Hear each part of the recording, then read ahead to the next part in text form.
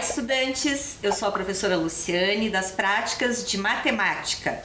Espero que estejam todos bem e para iniciarmos, vamos revisar um pouco do que aprendemos no ano passado. Nós vimos um pouco sobre algumas aplicações matemáticas nas áreas profissionais, inclusive o professor Felipe do movimento, a professora Dayana das práticas de língua portuguesa e a professora Kelly e o professor Henrique das práticas de ciência e tecnologia trouxeram os seus conhecimentos a partir da sua área de formação. Um outro momento importante do nosso estudo foi quando conhecemos um pouco sobre Hipátia de Alexandria, que viveu no início da Era Comum, e ela fez a tradução de um trabalho apresentando as cônicas que possibilitou que esses saberes fossem disseminados para mais pessoas, sendo um conhecimento aplicado, por exemplo, na construção de torres hiperbólicas, objetos do cotidiano como abajures, antenas parabólicas e assim por diante. Vimos também um pouco sobre a vida de Gauss e que aos 10 anos de idade o professor dele solicitou que fosse realizada a soma de todos os números de 1 a 100. E ele fez esse processo muito rapidamente. Por quê? Porque ele começou fazendo a soma dos extremos, os extremos imediatos, que sempre resulta em 101. E ele então calculou 50 vezes 101, encontrando 5050. Conhecemos também um pouco sobre Ada Lovelace, a primeira programadora da história, que ajudou Babbage no trabalho com os cartões perfurados, e assim ela descreveu o primeiro algoritmo de computador da história. Vimos a partir deste trabalho que existe um aspecto muito importante, que é a lógica utilizada para resolver problemas, e esta lógica organiza o que são os algoritmos, os passo a passo para se atingir um determinado objetivo. Então, nós vimos em nosso estudo, tanto na forma de diagrama de blocos, como por meio de fluxograma. E nas duas estruturas de algoritmos que nós estudamos naquele momento, nós pudemos perceber que para chegar no objetivo, beber água, chegar na escola, nós sempre temos um início e um fim demarcados.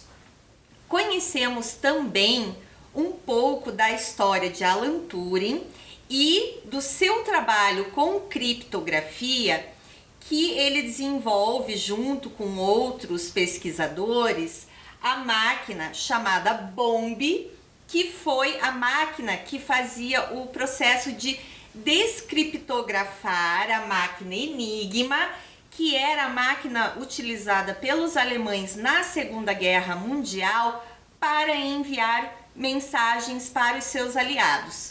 Então, com a BOMB, eles, naquele período, conseguiram evitar muitas mortes e também antecipar o fim da Segunda Guerra Mundial.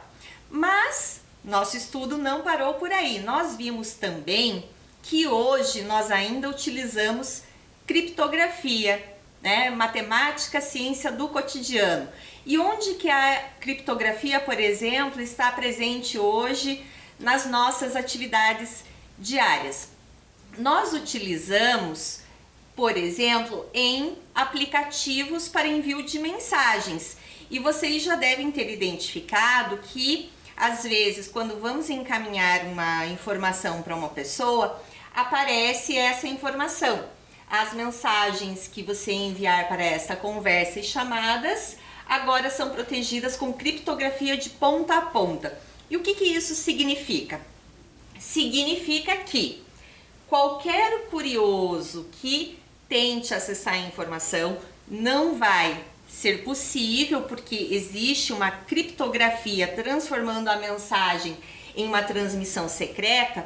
E quando nós dizemos que é de ponta a ponta, é do remetente ao destinatário, e inclusive a empresa, o servidor que responde por aquele aplicativo, por aquele programa de computador, não consegue acessar a informação. Agora, este ano, nós vamos continuar conhecendo algumas aplicações dessa matemática ciência do cotidiano. Hoje, nós vamos observar algumas coisas sobre aplicações matemáticas nas construções, mas para isso eu quero compartilhar com vocês um vídeo. Eu quero que prestem bastante atenção nos detalhes, nas semelhanças, nas diferenças que podem ser vistas entre as fotos. Então observem cada uma das imagens que vão passar durante o vídeo, mas procurem também estabelecer relações entre uma foto e outra, de coisas que são semelhantes e de coisas que são diferentes. Vamos lá!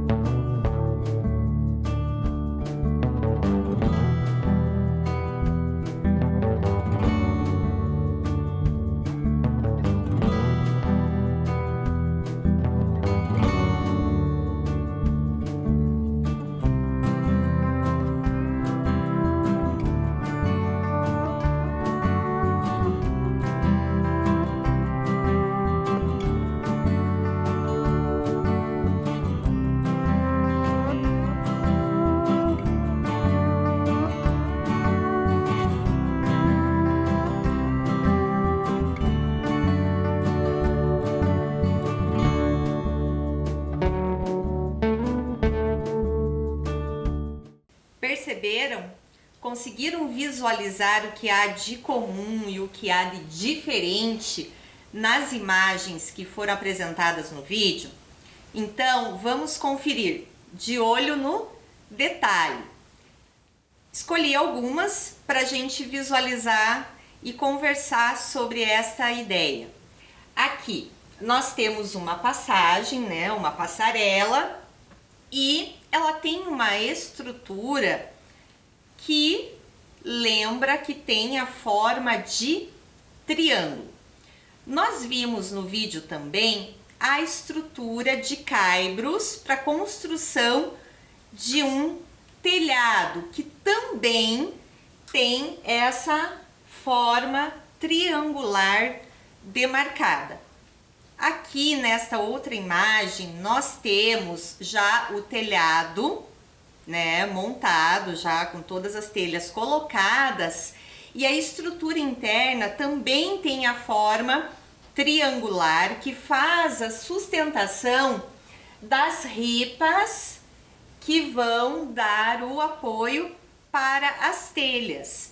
E tinha uma das imagens que, olha só, que mostra essa estrutura triangular para ser utilizada na construção de telhados. Por que isso? Qual é o aspecto das formas triangulares para que elas sejam utilizadas nas construções? Eu vou mostrar aqui para vocês.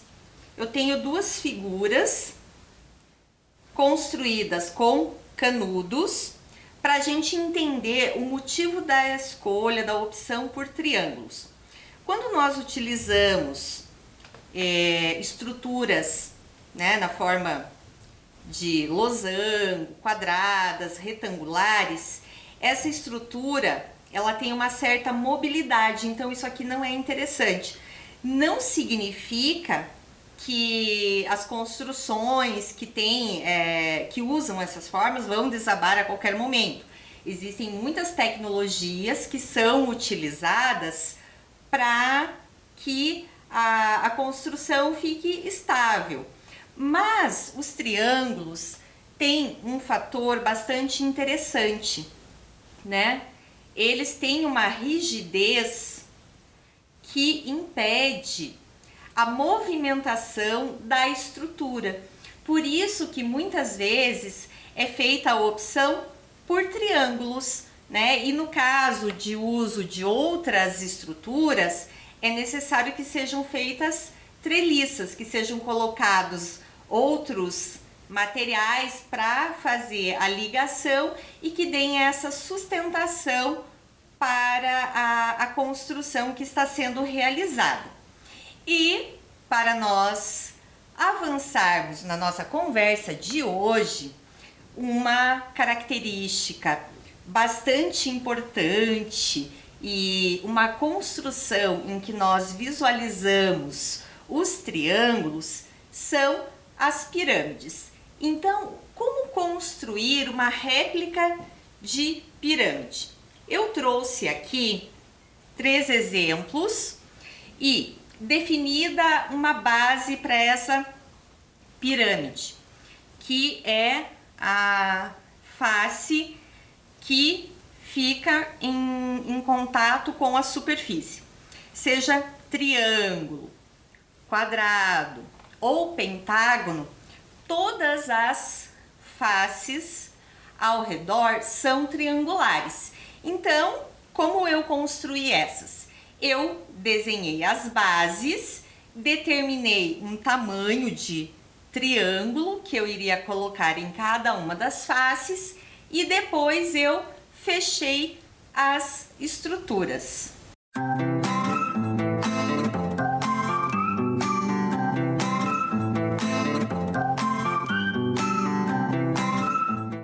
É hora da curiosidade. Então, vou trazer algumas curiosidades para nós conversarmos e elas se referem às pirâmides do Egito.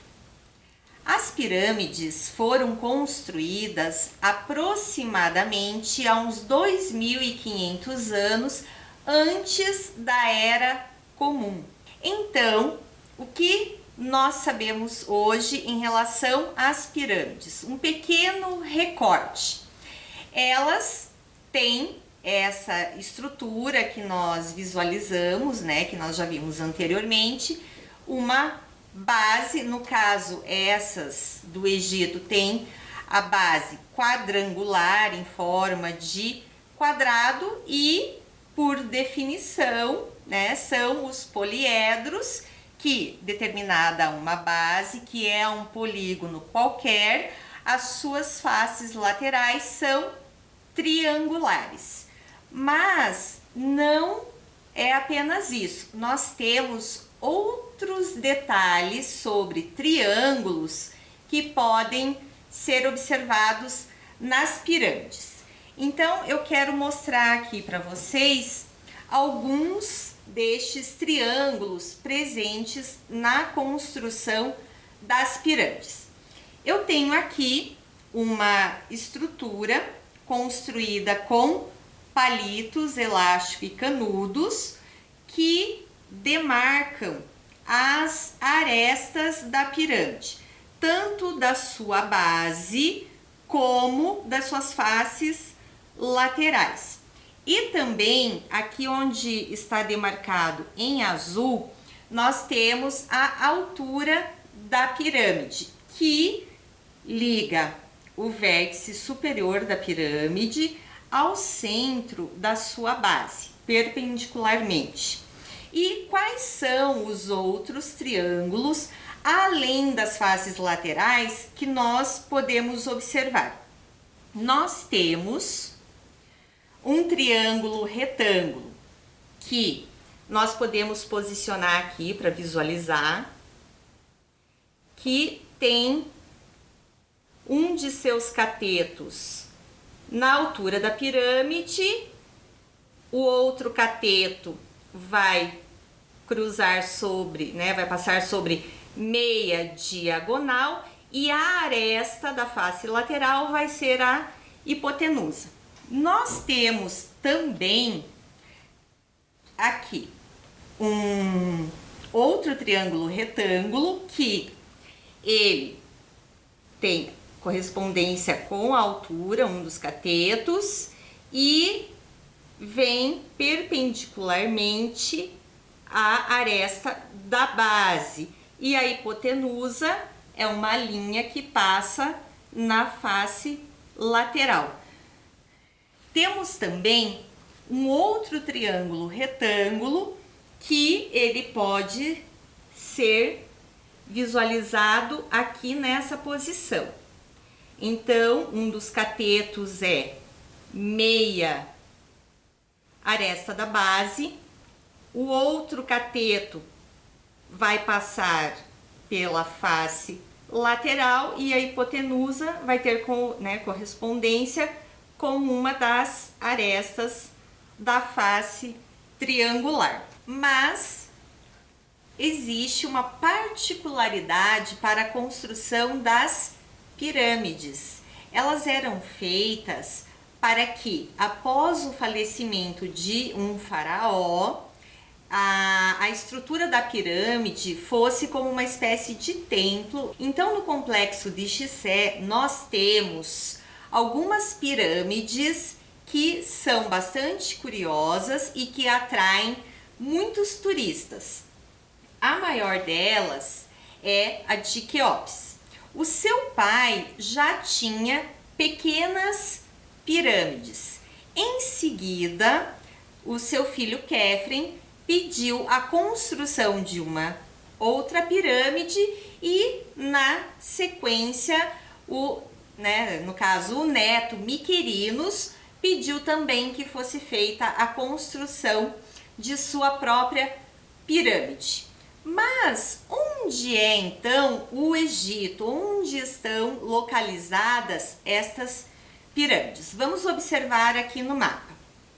O Egito fica aqui, que nós podemos visualizar no globo e no planisfério, na parte norte da África, né? Bastante próximo ali com a Ásia e a Europa. Estima-se que 30 mil homens trabalharam durante 20 anos para que fosse construída a grande pirâmide de Gizé, que é a pirâmide de Quéops. E essa pirâmide tem alguns aspectos bastante curiosos, porque os trabalhadores que atuaram na sua construção, eles não eram escravos. Eles trabalhavam em troca de alimento e bebida, porque como uma espécie de pagamento pelo trabalho realizado. Conhecendo um pouco sobre a estrutura da pirâmide de Quéops. Ela tem uma área da base, então a região que está em contato com a superfície, de 52.598 metros quadrados. Isso tem correspondência, para nós tentarmos imaginar, com 7,5 campos de futebol. Então, 1, 2, 3, 4, 5, 6, 7,5. Aproximadamente, um campo de futebol oficial. Outro detalhe curioso em relação à pirâmide. A sua altura, ela tem 147 metros aproximadamente. Mas o que isso significa? Então, para nós tentarmos visualizar, para termos uma correspondência, de acordo com o fabricante do biarticulado aqui de Curitiba, ele tem 25 metros de comprimento. Pensando na altura da pirâmide, isso seria o mesmo que nós reunirmos um ônibus atrás do outro, né? Então, colocá-los, né, enfileirados. Eu vou demarcar com um ponto para melhorar a nossa visualização. Então, se nós colocamos 6 ônibus enfileirados, para ter essa correspondência, se eles têm um comprimento de 25 metros, então aqui nós vamos ter 50, 100, 150 quando nós concluímos. Mas vejam, são 6 ônibus enfileirados para correspondência com a altura da pirâmide. Então imaginem aí 6 biarticulados, um atrás do outro, mas não no plano horizontal, e sim no plano vertical, subindo rumo ao céu. Esta é a altura da pirâmide. Outro detalhe, cada bloco de pedra que foi utilizado para a construção da pirâmide tem 2,5 toneladas. O que isso significa? Então vamos tentar imaginar a massa que existe ali em toda a construção da grande pirâmide. Se cada bloco tem a correspondência de 2,5 toneladas, isso é aproximadamente o peso de 2 Kombis, tá? E vejam só, a massa total da pirâmide, pensando no número de blocos que foram utilizados para a sua construção, é de 6,5 milhões de toneladas, o que dá a correspondência de 5.200 Kombis. Vocês conseguem imaginar o que isso significa? 5.200 Kombis colocadas sobre uma balança para nós determinarmos o seu peso, a sua massa.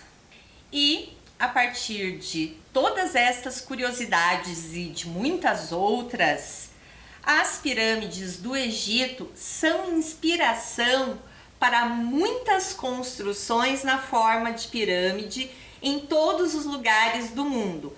E uma das construções que atrai os olhares, que chama muito a atenção dos turistas, é a pirâmide de vidro do Museu do Louvre, que fica em Paris, na França. Mas tem mais um detalhe para nós visualizarmos. A dimensão, a proporção entre essas duas pirâmides. A grande pirâmide do Egito tem aproximadamente 147 metros de altura, enquanto a pirâmide do Louvre tem 21,5 metros aproximadamente na sua altura. O que, fazendo a correspondência, implica que a pirâmide do Egito é 7 vezes maior aproximadamente. Como vimos, as pirâmides têm também na sua estrutura as representações de triângulos retângulos.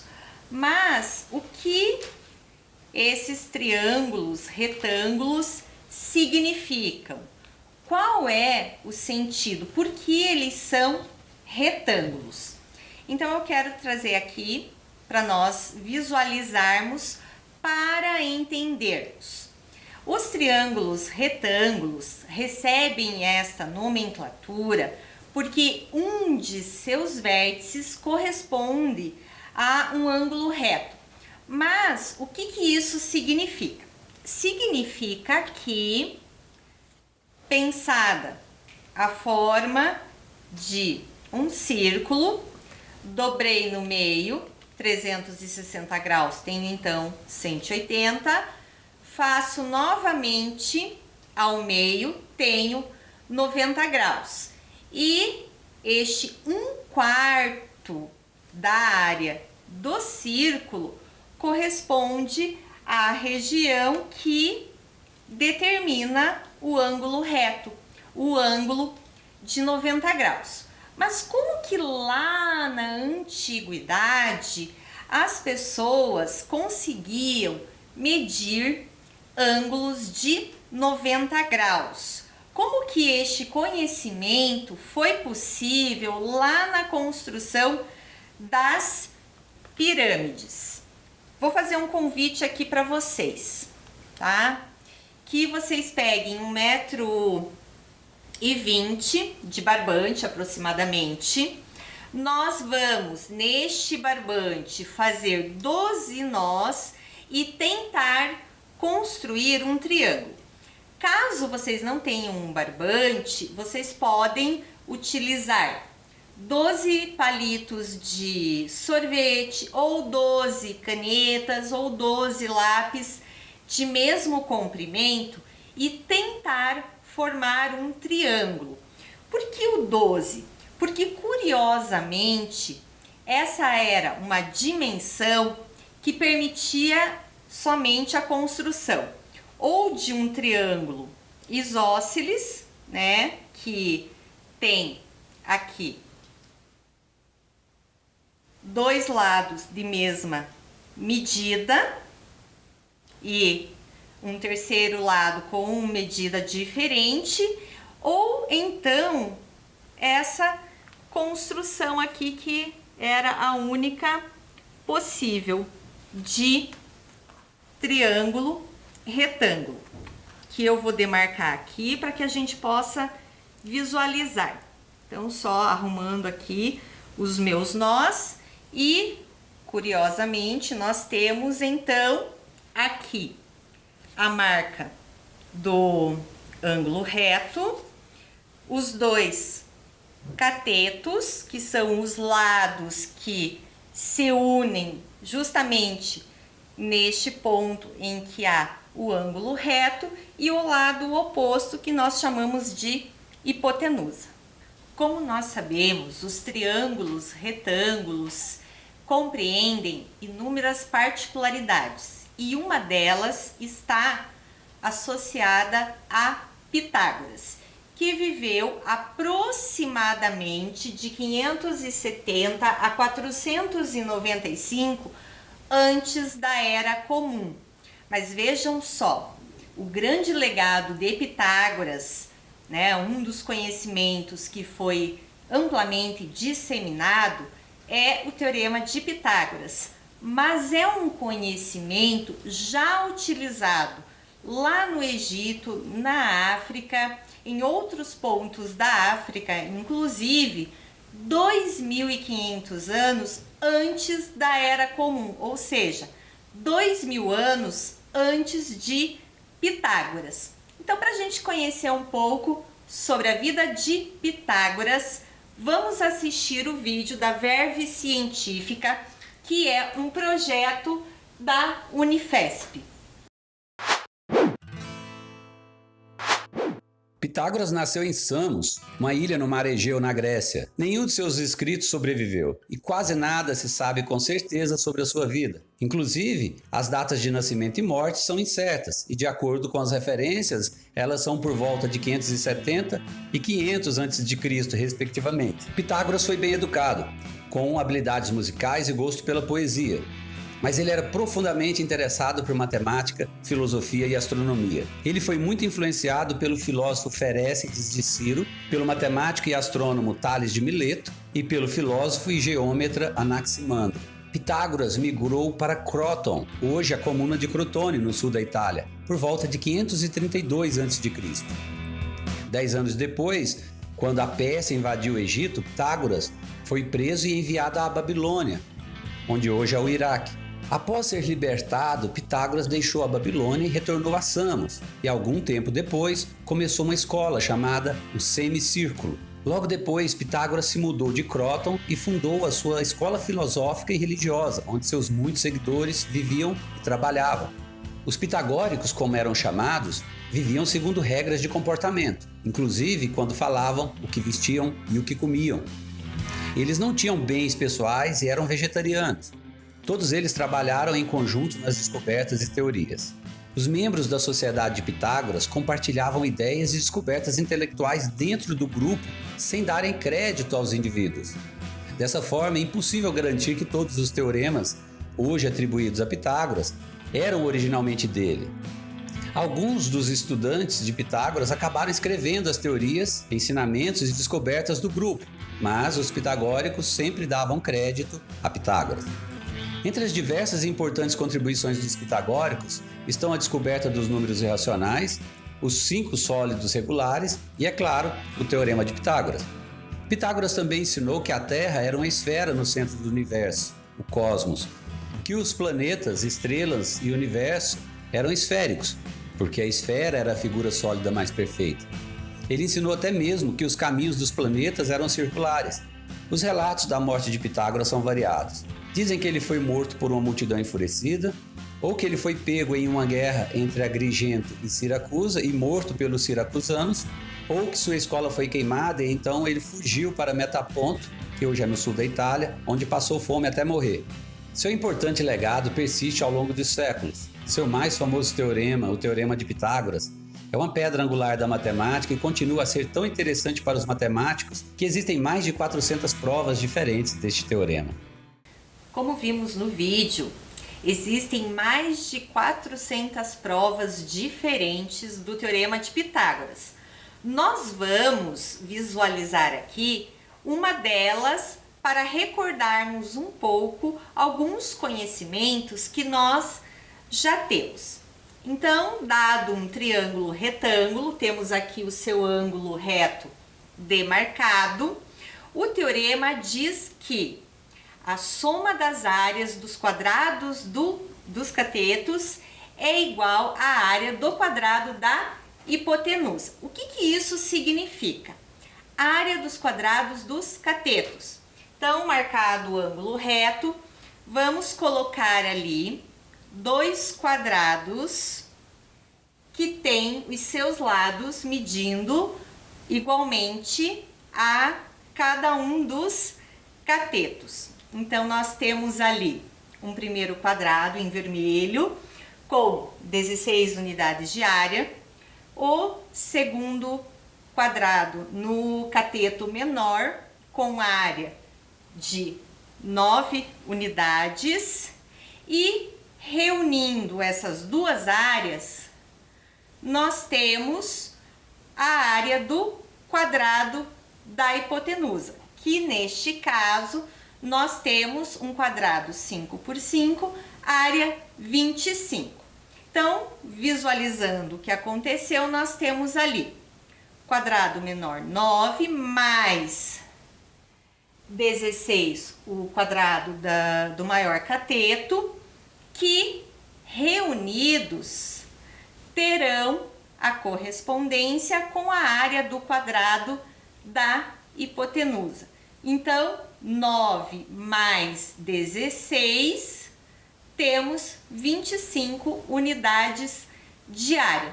Generalizando, nós vamos ter o seguinte, que o quadrado de A mais o quadrado de B é igual ao quadrado de C, sendo A e B as medidas dos catetos e C a medida da hipotenusa. Bem, nós vimos no vídeo que Pitágoras era grego. Onde se localiza a Grécia? Então, nós temos aqui nesse ponto, tá? No que na projeção da tela está mais alto, é a Grécia, tanto no globo como no planisfério, e o Egito na África, que está marcado aqui nessa projeção de tela um pouco mais abaixo. Existe uma certa proximidade entre as duas regiões.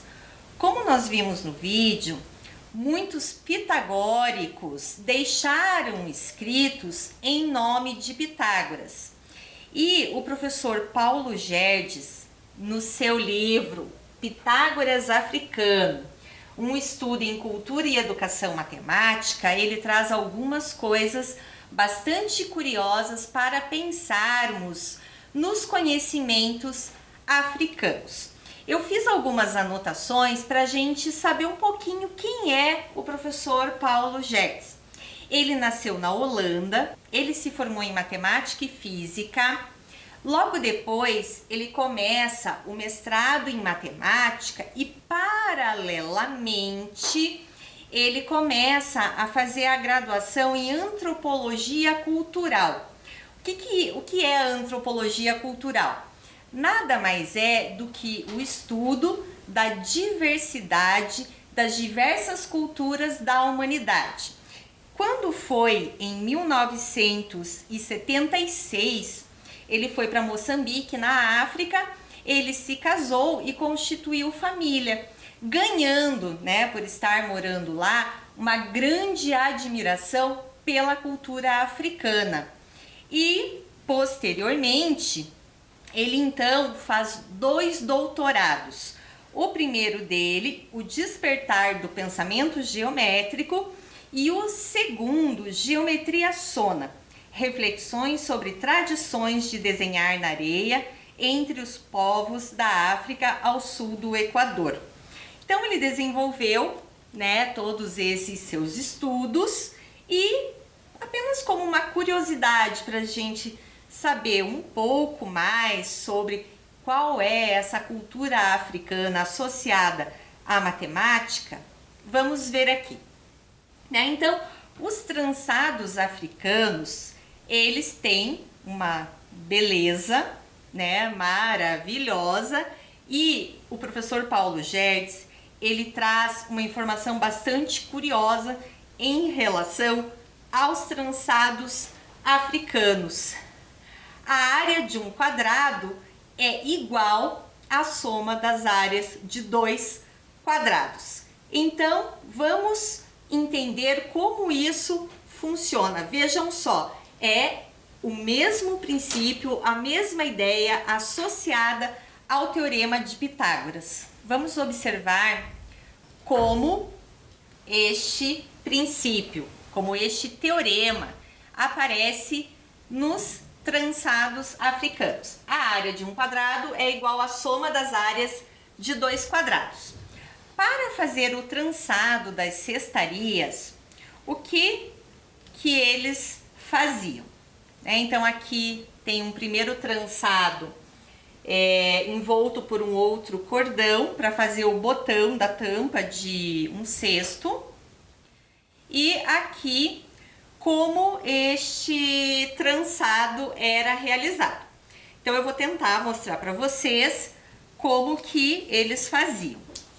Então, a fita, que era utilizada, eles usavam como base, quando as pessoas não tinham habilidade, que é o meu caso, ou um botão, ou um pedaço de casca de madeira. Então, ele era posicionado aqui, tá? Pensem na diagonal, mas não passando por cima, mas sim interceptando o vértice. E era feita uma dobra aqui, que vinha exatamente, trazendo a fita aqui em relação ao quadro. Então, no verso, mais ou menos essa estrutura, tá? E então vinha uma outra fita cruzando aqui, que fazia a mesma coisa, ela ia passar aqui paralelamente ao outro lado, a mesma coisa. Então, tinha-se essa estrutura aqui. O que era feito então? Depois que vários botões eram encapados e vários pedaços eram confeccionados, eles começavam a reunir as partes, as peças, e então um lado da trança ficava com um aspecto parecido com este e o lado contrário com este aspecto, tá? Em seguida, o que eles faziam? Eles iam puxando, né, firmando esses trançados. Então, um dos lados ficava com essa estrutura em X e o outro lado com essa trança apertada na forma de 4 quadros. E então, a partir de cada parte, o que é possível verificar? O que o professor Paulo Gerdes traz no seu livro? Que, dando um aspecto mais geométrico para cada parte da trança, nós conseguimos fazer a prova do Teorema de Pitágoras. Então vamos aqui nesta tela, eu vou sobrepor a imagem, só quero voltar aqui para vocês visualizarem. Vejam que a correspondência de cores, né, está ok. E então nós temos aqui, eu vou sobrepor com uma imagem similar para que nós possamos fazer a movimentação da estrutura que está ali apresentada. Só quero chamar a atenção de vocês que aqui algumas linhas serão apagadas para que nós tenhamos a peça e possamos fazer essa composição de uma área apresentada em duas. Então, aqui, fazendo a sobreposição, estou mantendo as cores, mas agora, vejam só, destaquei 2 triângulos retângulos com cores diferentes. Por quê? Porque esses 2 nós vamos transportar para uma outra posição. Então, vejam só, este veio aqui, né, ele passa aqui, e este que está com uma cor mais avermelhada, ele vem abaixo. E aqui nós podemos visualizar perfeitamente que um quadrado foi transformado em 2 quadrados menores. Agora nós vamos pegar estes 2 quadrados e somente trocar a posição deles. Aqui nessa formação, nós conseguimos organizar um triângulo retângulo. Nós podemos desenhar ele e deixar demarcado. E o quadrado menor corresponde ao cateto menor, o quadrado maior corresponde a um cateto maior do triângulo retângulo. E se nós retomarmos a estrutura que anteriormente nós tínhamos, nós temos o quadrado grande que corresponde à soma de 2 quadrados menores. Nós temos então nos trançados africanos que a soma das áreas de 2 quadrados dos catetos corresponde à área do quadrado da hipotenusa, sendo este o quadrado de parte de um trançado africano. Espero que vocês tenham gostado e até a próxima.